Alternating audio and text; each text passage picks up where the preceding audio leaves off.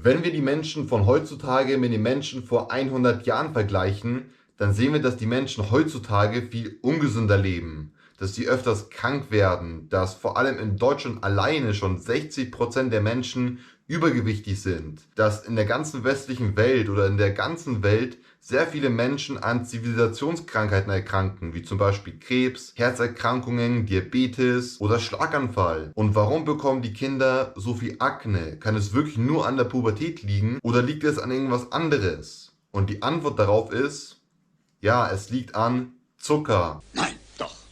Denn Zucker ist was Alltägliches geworden. Also wir konsumieren Zucker wirklich in richtig hohen Mengen. Und bei einer Geburtstagsfeier bekommst du ja immer irgendwas Süßes. Kuchen oder sonst was. Also du bekommst wirklich immer etwas Süßes und immer wieder Zucker. Oder wenn du beispielsweise irgendwo zu Gast bist, dann gibt es auch immer wieder irgendwie was Zuckerhaltiges. Oder wenn du jetzt ins Kino gehst, dann gibt es immer Zucker. Oder wenn du, was weiß ich, wohin gehst, immer ist irgendwo Zucker.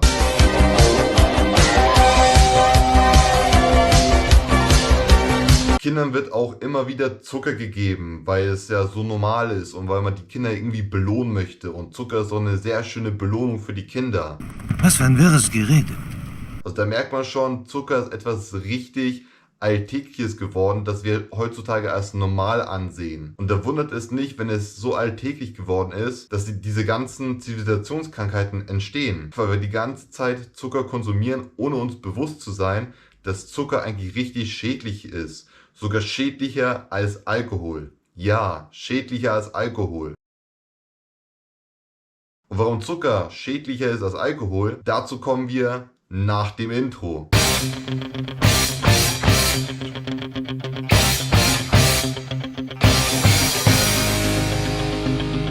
Zuallererst müssen wir aber noch wissen, aus was Zucker besteht. Denn Zucker besteht einmal aus Glucose, die eher nicht so schädlich ist, denn Glucose ist unsere Lebensenergie. Also Glucose finden wir in unserem Blut und Glucose verwandelt sich in Energie. Also wir brauchen Glucose, damit wir funktionieren.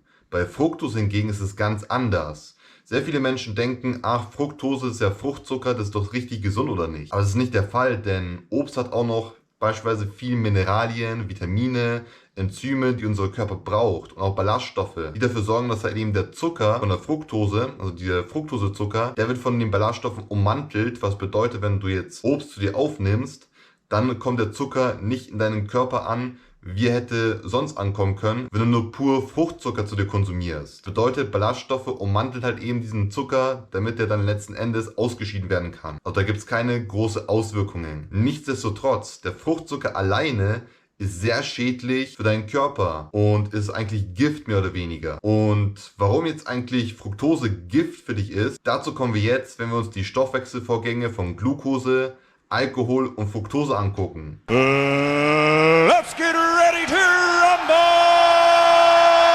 Zuallererst kommen wir zu dem Stoffwechselvorgang von Glucose. Also wenn wir jetzt beispielsweise 120 Kilokalorien an Glucose nehmen, dann kommen von diesen 120 Kilokalorien 96 Kilokalorien in deine Muskeln, Organe und so weiter an. Und nur 24 Kilokalorien von Glucose kommen letzten Endes in deiner Leber an. Aber dabei werden 90% von den 24 Kilokalorien letzten Endes als Glykogen gespeichert. Und Glykogen ist die Speicherform von Kohlenhydraten. Das bedeutet, dass nur 10% von diesen 24 Kilokalorien letzten Endes in deine Mitochondrien gelangen. Und das sind die Kraftwerke deiner Zellen. Und wenn wir uns jetzt auf der anderen Seite den Stoffwechselvorgang von Alkohol angucken, also 120 Kilokalorien vom Alkohol, werden davon, also von diesen 120 Kilokalorien, werden 20% vom Gehirn und von der Verdauung verstoffwechselt. Und 80% von diesen 120 Kilokalorien kommen letzten Endes direkt in deine Leber an. Also sie werden jetzt nicht als Glykogen gespeichert, sondern sie kommen direkt in deine Leber an, was dafür sorgen kann, dass es deine Mitochondrien überbelasten kann. Und das kann dafür sorgen, dass du halt eben Fett ansammeln kannst, was dann letzten Endes zu Übergewicht führen kann. Das ist ja normal, ne? Und gleichzeitig führt es auch dazu, dass du mehr Entzündungen bekommen kannst oder dass freie Radikale deine Zellen angreifen. Und diese beiden Faktoren sorgen dafür, dass du ein erhöhtes Risiko hast, Krebs zu bekommen. No, God, please, no, no! Gleichzeitig ist Alkohol auch erbgutschädigend und kann deine DNA verändern. What? What the fuck? Und natürlich ist auch Alkohol sehr schädlich für deine Leber und dein Herz. Und wenn du das schon allein weißt, dass Alkohol natürlich Gift für deinen Körper ist, dann halt dich fest. Denn jetzt kommen wir zur Fructose. Wait for it. Here it comes. Almost there. Bevor wir jetzt zu dem Stoffwechselvorgang von Fructose kommen, musst du noch eins wissen. Denn Alkohol besteht aus fermentierten Zucker, also aus Fructose. Und jetzt kannst du den Stoffwechselvorgang von Fructose mit einem ganz anderen Augenlicht sehen. Denn von diesen 120 Kilokalorien an Fructose kommen letzten Endes so 48 Kilokalorien in deine Muskeln und Organe. Und der ganze Rest, also der Großteil, kommt dann direkt in deine Leber, genauso wie bei Alkohol. Wow. Also es wird nicht als Glykogen abgespeichert, sondern es kommt direkt in deine Leber, was dafür sorgen kann, dass deine Mitochondrien überbelastet werden und was dafür sorgt, dass du letzten Endes Fett ansammelst und das sorgt dafür, dass du übergewichtig werden kannst. Ich weise diese Unterstellungen zurück. Unterstellungen sind ein journalistischer Trick. Und wenn du 1 und 1 zusammenzählst, also wenn du weißt, dass Krebszellen sich von Zucker ernähren, dann weißt du, dass wenn du viel Zucker konsumierst, dann kann es dafür sorgen, dass du letzten Endes halt Krebs bekommen kannst oder ein erhöhtes Risiko hast, Krebs zu erhalten. Und Fructose kann auch dafür sorgen, dass du mehr Entzündungen bekommst im Körper. Und das kann auch zu Krebs führen. No. Und gleichzeitig sorgt es für einen erhöhten Blutzuckerspiegel, was zu einer Insulinresistenz führen kann. Bedeutet, du kannst beispielsweise keine Proteine mehr absorbieren.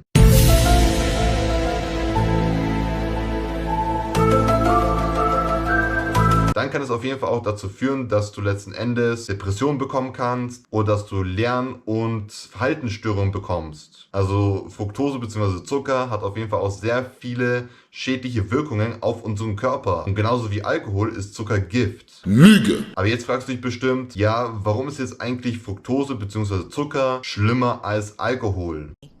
Good question. Denn bei Alkohol hast du es beispielsweise so, wenn du eine Wodkaflasche zu dir aufnimmst, dann bist du am Ende komplett weg. Also du kannst dann nicht mehr Alkohol trinken. Du hast da ein Limit. Bei Zucker ist es ganz anders. Wenn du beispielsweise eine Colaflasche zu dir aufnimmst, dann hast du immer das Verlangen nach mehr Zucker. Also du kannst immer mehr Zucker zu dir aufnehmen. Also da gibt es kein Limit. Und deswegen ist Zuckerkonsum viel schlimmer, als wenn du jetzt beispielsweise Alkohol konsumierst. Natürlich ist Alkohol genauso schädlich wie Zucker, aber Zucker ist halt noch schlimmer, weil es halt eben kein Limit hat. Und